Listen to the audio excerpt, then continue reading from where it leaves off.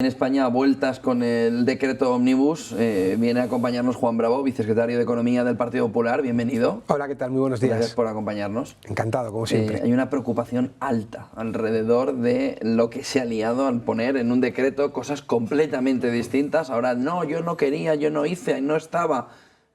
¿Cómo se sale de este embrollo? Bueno, pues las alternativas, porque cuando uno vota en contra y es la oposición y es el partido que más propuestas está haciendo, lo que tiene que hacer es una propuesta.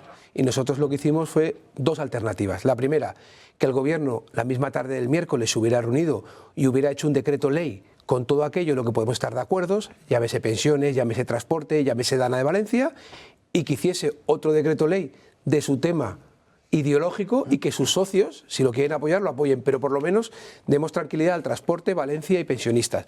O la segunda opción es que, tal como nosotros estábamos interviniendo, nosotros habíamos presentado una proposición de ley que llevaba el tema de pensiones, llevaba el tema de la Dana y al día siguiente presentamos del transporte, que los antecedentes demuestran que en 15 días se podía aprobar. Con lo cual, de alguna manera, lo que nos permitía era dotar de tranquilidad y dar una respuesta. Y si el Gobierno es verdad que tenía que acreditar que no tenía apoyos, pero ese es su problema, no es el problema de los españoles. Con lo cual, alternativas, a día de hoy lo podrían estar haciendo. Ya es el sexto día que ha pasado y todavía el Gobierno no sabemos qué va a hacer, ¿no? Con lo cual, toda la inseguridad que está generando, la está generando por voluntad propia. En este escenario, ¿cuál es la solución, sobre todo en el capítulo de las pensiones? Que quizás es lo que más está preocupando. Bueno, pero no solo. Sí, Dana es muy preocupante también que se vuelva a bloquear. Es decir, ¿la solución es apoyar el decreto del Partido Popular o esa propuesta del Partido Popular? Porque no parece que el Gobierno, además, tampoco tácticamente, al igual que en la Dana en Valencia, quiera hacer un movimiento que permita dar a entender, oiga, que esto se podía haber hecho de otra manera. Bueno, nosotros hemos puesto dos alternativas. Como esto no va de medallas para nadie, sino de dar soluciones, ¿quieren ellos ser los solucionadores del problema? Que presenten un Real Decreto Ley que lleve Dana, transporte y pensiones, y ya le ha dicho fijo públicamente que tiene el apoyo del Partido Popular. Solo a eso. Por ejemplo, como hicimos en el año 2020, que si ustedes analizan el decreto, no tenía 140 páginas ni una macedonia de ideas, sino que solamente llevaba las pensiones y el Partido Popular vota a favor. ¿Por qué? Porque además nosotros en el Pacto de Toledo, que es la base y el origen de todo, si ustedes lo ven, no hay votos en contra. Es decir, si solamente lleva eso, yo me atrevería a decir que puede haber hasta unanimidad. Fíjese qué medalla más importante para el Gobierno. Y si no, que apoye nuestra proposición de ley, que en vez de tenerla bloqueada, nos deje. De todas formas, hay que decir una cosa, para tranquilidad de los pensionistas. La ley establece que las pensiones se tienen que revalorizar y conforme a los criterios del IPC. Eso es una ley. Entonces Sánchez les puede querer perjudicar a los pensionistas, puede querer utilizarlos de escudo. Pero la realidad es que los pensionistas sí o sí van a cobrar la pensión. Sánchez hará que la cobren antes o la cobren después, la subida, pero que no tengan ninguna duda que el juego que está haciendo con ellos es solamente tacticismo político, pero todos los pensionistas van a cobrar su pensión incrementada porque lo establece la ley, con lo cual Sánchez, por mucho que quiera, no lo puede negar, ¿no? La semana pasada fuimos uno de los medios que estuvimos en Davos, Sánchez estuvo el miércoles. La presencia de personas en la reunión de Davos de Sánchez era vergonzosa. Estaba su equipo, sus ministros y los periodistas del ramo que querían estar allí. Mar Vidal, que estaba con nosotros, hizo un vídeo sobre la sala, aquello estaba vacío, pero si nos metemos en el... No solo es la poca importancia que le dio Davos al discurso, cuando es uno de ellos, ¿no? Alrededor de lo que podía plantear, sino que lo que llevó como planteamiento es el anonimato en las redes sociales, mientras descubrimos 3 días después, o 5, que China saca DeepSeek. De tal manera que no era una cuestión de dinero, era una cuestión de voluntad. Han sacado esto con un entorno en el que ya consigues hacer un mínimo desarrollo viable en un entorno de 10 millones de euros. No hace falta gastar de 12.000 millones. El problema es dónde tenemos el foco puesto. Y se vio muy bien en Davos como, primero, el mensaje no le llega a nadie, porque todos dicen, ¿qué me estás contando? Aquí tenemos las imágenes, como Mar Vidal, que está con nosotros, enseña, fíjate todo lo que había vacío en la sala. La poca importancia y lo que ha perdido España a la hora de su presencia internacional. Pero lo que quería preguntarte es, ¿hay alguna otra manera de intentar subirse a este carro de la inteligencia artificial, a este que parece el último tren de Europa y de España también, para intentar competir y que no dependamos solo de sol y playa? Pues yo creo hay varias cuestiones. Como los que tuvimos la oportunidad de seguiros, vimos cómo hacíais ese vídeo, lo trasladabais y cómo comunicabais que había 702 espacios vacíos para poder ver a Sánchez. ¿Eso nos sorprende? Que si somos la primera economía del mundo y somos tan buenos, Yo creo que cuando alguien es el primero, si nosotros viésemos a Michael Jordan, nunca estaría vacío. A Nadal, o a un investigador, o a un científico, o a un innovador, cuando da una charla lo que vemos es que está llena incluso más allá del aforo que es posible, ¿no? Entonces, ¿cómo puede ser esto, no?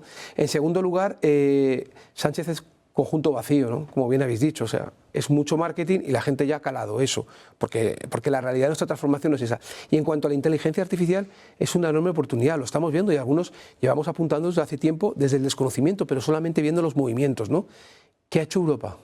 Es que es una reflexión que hemos hecho en España, que defendíamos más que nadie el control sobre la inteligencia artificial, que ha hecho Europa, que se ha dejado arrastrar en ese sentido, y hemos hecho limitaciones que ha provocado que empresas que empezaron en Europa o en España han tenido que emigrar a los Estados Unidos para poderse desarrollar, para poder conseguir financiación, para poder abrir sus fronteras.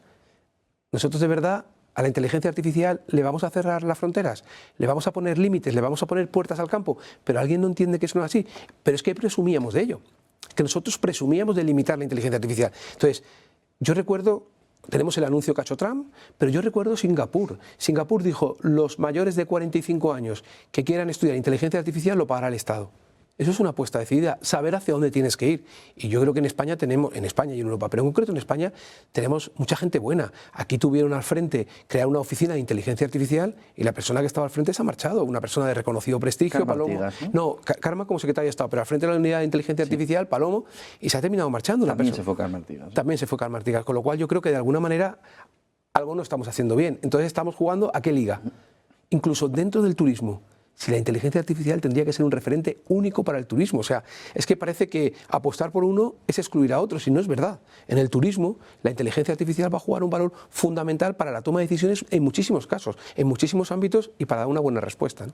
Sin embargo, el Gobierno hoy nos va a volver a decir, los datos de paro, los datos de desempleo son buenísimos, pero no está llegando o no se percibe que está llegando la población en general, ¿no? Vamos a ver varios datos. Lo primero es, siempre que se crea un puesto de trabajo, es indudable que para todo el mundo es una enorme buena noticia. Pero si analizamos los datos de los 35.000 números redondos de la EPA, resulta que hay destrucción de empleo privado, 15.000, y 50.000 de creación de empleo público. Que yo soy funcionario, que no lo veo como una crítica, pero crear empleo público y crecer a base de gasto público, es que eso tiene las piernas muy cortas, es que eso está abocado al fracaso, lo estamos viendo, es al revés. Nosotros tenemos que defender una administración más eficiente, con los recursos necesarios donde hace falta, sanidad, en aquellas partes, y una administración más pequeña en cuestiones que hoy la tecnología permite que no sea necesario la mano de obra, para poder destinar esa mano de obra, ese factor humano, ese factor de calidad, a ámbitos en los que no se puede. Entonces, esos son los resultados. Y luego, en segundo lugar, vemos que el empleo que se crea, los contratos, se está perdiendo el peso de contratos indefinidos a jornada completa para ganarlo el peso en contratos temporales, a tiempo parcial o fijos discontinuos. Oiga, el fijo discontinuo no es la aspiracional que debe tener un país, ¿no? Entonces, los datos de empleo, si a eso le sumamos que seguimos siendo los últimos de Europa en desempleo, por mucho que seamos la primera economía y el cohete y todas las tonterías que dicen, pues nos lleva a hacer una profunda reflexión. Pero fíjese, todo lo que habla Carlos Cuerpo y la ministra de Empleo es de reducir la jornada laboral, pero nadie se preocupa de que tenemos 3,3 millones de personas desempleadas, de que tenemos 1 millón de puestos de trabajo en España que no se cubren, y que nos tendría que preocupar la gente que no tiene la oportunidad de trabajar. Y ya luego iríamos a los que trabajan, pero primero preocupémonos de esa gente que está desempleada, de esos puestos de trabajo que no se cubren, y por qué 3,3 no casa con 1. Algo estaremos haciendo mal como país, ¿no? Pero eso no les importa a nadie. Yo no veo a la ministra de Empleo preocupándose de los que no tienen trabajo para que tengan la oportunidad de trabajar.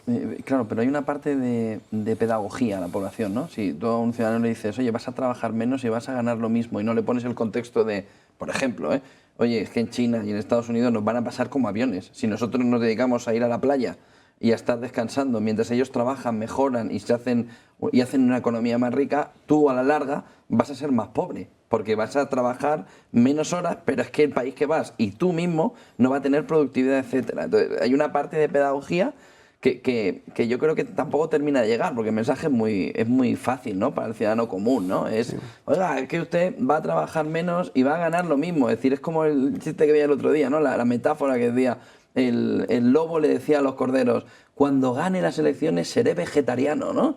Todos votándole, ¿no? Pues, oiga, pero es que usted, es decir, le está prometiendo algo que nos lleva a la pobreza, ¿no? Sí. Pero claro, ¿cómo le contrapone? Si ustedes llegan al poder, y devuelven las 40 horas, el mensaje va a ser, quieren que trabajemos más, ya, pero es que si no trabajamos más, lo tenemos que hacer por productividad. Pero es que esa es la clave. Si quiere trabajar 2 horas y media menos, ya, pero para ser más productivo. Pero tenemos un problema de productividad, no de horas trabajadas. Correcto, pero vamos a ver, primero, en cuanto a las horas trabajadas, si hacemos el análisis de Europa, nosotros estamos por debajo de 37 horas y media por diferentes motivos. Entonces, aquí la clave es, cuando un sector es muy productivo, se da la coincidencia de que la gente trabaja menos horas. ¿Por qué?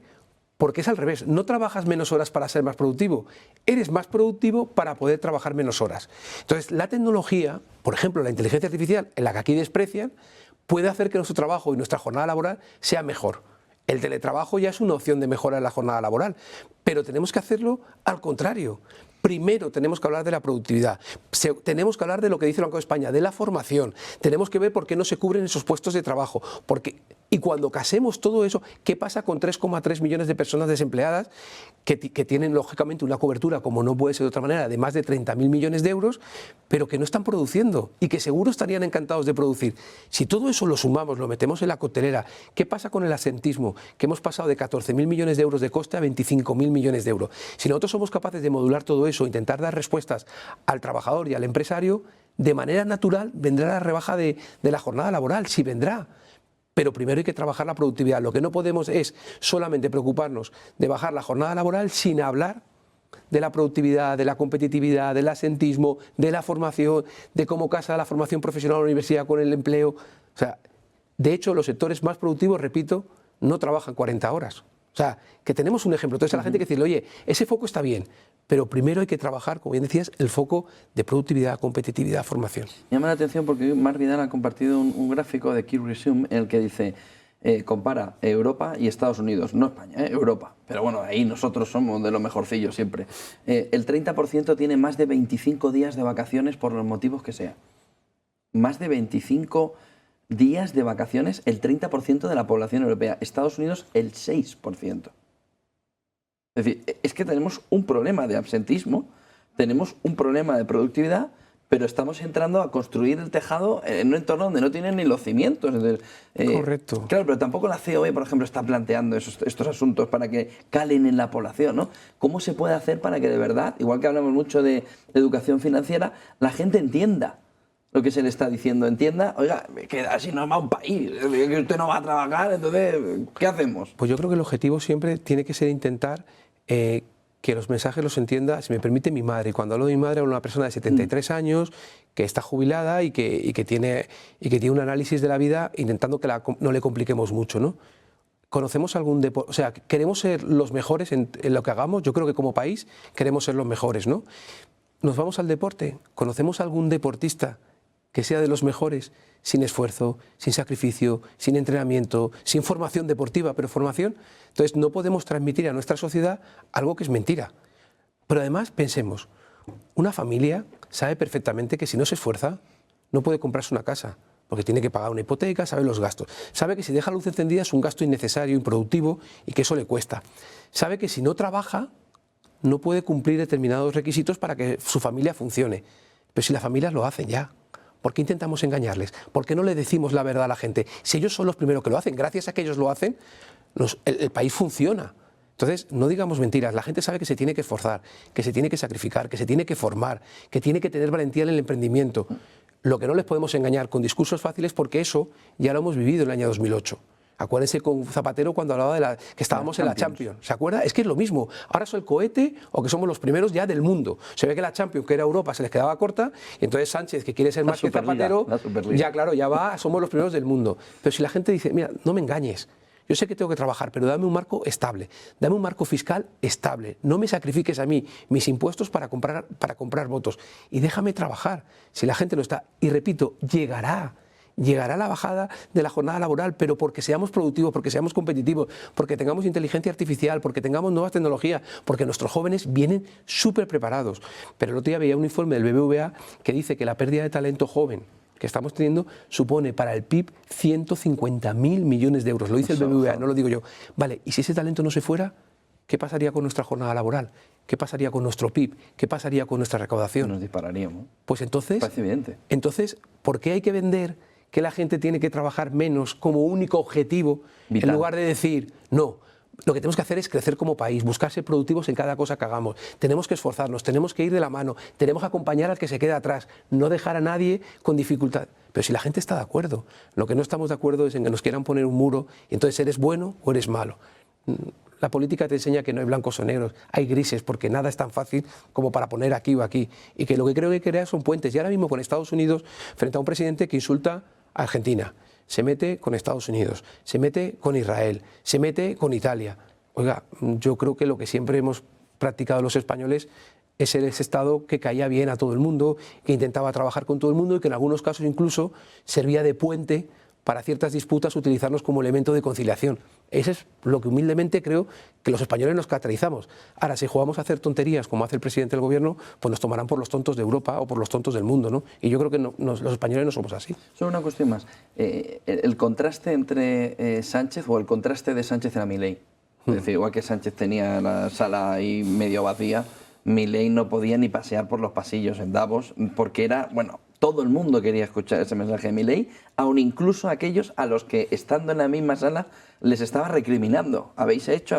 Y estaban allí sentados, agarradicos a la silla, pero ahí estaban sentados. ¿Hasta qué punto las medidas de Milei, sobre todo en el tema de la eficiencia, es decir, la motosierra, vosotros en el Partido Popular pensáis que se deben también aplicar en España? Es decir, aplicar esa motosierra para la reducción del gasto, para la eficiencia del sistema. ¿Creéis que hay que ponerla también, que es necesario? Pero es que es el movimiento natural. Yo cuando me preguntan, Andalucía, estáis viendo los datos, el 80% de las empresas que se han constituido están en Andalucía. Era una comunidad de 38 años de gobierno socialista y no pasaba nada de eso. Ni lideraba empleo, ni lideraba crecimiento, como también lidera, ni lideraba creación de empresas. Y si alguien me pregunta, yo siendo de Hacienda, ¿podría defender que la bajada de impuestos ha sido el mejor elemento? Pues no. El mejor elemento ha sido simplificar, reducir trabas y quitar ese gasto superfluo, porque fue lo que hicimos. Si recuerdan, yo iba con un céntimo que regalé a todos los consejeros, porque entiendo que cada céntimo que no gastásemos era céntimo que había, como decía Juanma. Juan, cada céntimo que ahorremos lo quiero en sanidad, en educación y en políticas sociales. Y eso es lo que se ha hecho. Entonces, esa teoría de Milei, de no gastarnos lo que no tenemos, de decirle a los argentinos o a los españoles la verdad, oye, hay que esforzarnos, hay que sacrificarnos, hacer esto va a costar, pero el resultado va a ser tan bueno. Pero si lo hace cualquier universitario, ¿qué hace? Se esfuerza, se sacrifica para luego tener un resultado. Cualquier familia cuando tiene hijos se esfuerza, se sacrifica para tener un resultado. Cualquier familia cuando tiene una hipoteca se esfuerza, se sacrifica para el día de mañana tener la vida, el futuro, la vejez, pero si lo hacen todos los días. Entonces, yo creo que esas políticas de Milei, de rebajar impuestos, de quitar la burocracia de una manera importantísima, pero si no lo ha dicho el propio Draghi, si lo está pidiendo Draghi a gritos, está pidiendo que quiten... No lo escucha nadie. Ya, pero el que no lo haga va a estar fuera. Pero si tiene el plan en un cajón. Pero hemos visto lo que ha hecho Milei, hemos visto lo que ha hecho Trump en esa parte, o sea, que la gente no se quede con otras declaraciones que pueden sonar fuera de nuestro entorno de una manera rara, ¿no? O no entender muy bien por qué lo dicen. Vayámonos a los temas económicos. Desregular siempre es bueno. Hay que tener una regulación mínima, pero aquí estamos con la vivienda, ¿no? Tenemos que hacer la declaración de obra nueva y luego primera ocupación, pero si pasan 6 meses, ¿pero por qué? Todo eso, mira, el ayuntamiento deja de recaudar IBI. El empresario tiene que seguir pagando hipoteca y costes de intereses. El dueño de la casa todavía no puede ocupar la casa. ¿De verdad? ¿Finalizar la obra no es que la obra está FETEM? Y si está FETEM no es que se puede vivir. Pero hemos hecho tantas capas a la administración que nadie nos paramos a decir, y hay que hacer justo lo contrario. Eso es lo que el Partido Popular llevamos tiempo trabajando, porque el presidente fijó el objetivo, el convencimiento que tiene es el día 1, llegar y decir, señores, esto es, firmo y aquí empieza el cambio. Y que la gente vea que de verdad, cuando nos reunimos contigo y nos haces 10 propuestas, es difícil que las 10 estén en el día 1, pero por lo menos que veas 2, para que a partir de ahí tú digas, me lo creo, me subo a este barco, prometió y ha cumplido. Y ese es nuestro trabajo. Y en algunos casos están redactadas determinadas medidas de ese tipo, porque son necesarias, porque son reales. Son urgentes. Son urgentes. El país no aguanta mucho más esta situación de paralización absoluta. Frente al mensaje oficial, la realidad de la gente de a pie, cuando hablas con ellos, esto no funciona. Pero fíjate, nosotros cuando llegamos a Andalucía, al poco tiempo decíamos que Andalucía podía ser la locomotora y mucha gente pensaba que estábamos locos. Hoy nadie discute que Andalucía es una locomotora de este país. Pero es que nosotros podemos liderar Europa. Si es que Europa está ahora mismo con pérdida de liderazgo, Alemania, Francia, Italia, quizás el país, Portugal también lo está haciendo bien, pero por su tamaño, pero es que España, por primera vez en la historia, por la energía, por la industria a la que no le están haciendo caso, por el talento que tenemos, por las condiciones. España por primera vez podría liderar. Hay un dato que dice que el año 2034 habrá en el mundo 1.000 millones de nómadas digitales. Y según ese estudio, 8,1% querría venir a España a vivir. Y si hablas de Málaga, ahí sí te dispara el porcentaje. 81 millones de personas en los próximos 8 años Sí, quieren es una venir. gran oportunidad. Pero no le podemos decir, si vienes te voy a cobrar más impuestos que nadie, te voy a cobrar el doble si quieres comprar No te una dejo casa, comprar vivienda. no te dejo comprar vivienda, pero ¿en qué mundo vivimos? Es al revés. Todo el mundo que quiera venir a trabajar y a aportar y a ser parte de, está súper bien recibido, porque nosotros nos hemos construido de eso y porque España en los momentos más difíciles también salimos fuera a encontrar oportunidades y nos recibieron con los brazos abiertos. Somos ese país, no perdamos nuestra esencia. Juan Bravo, vicesecretario de Economía del Partido Popular, gracias por acompañarnos y por darnos toda esa fotografía. Encantado. Buen día y buen negocio. Buen día y buen negocio.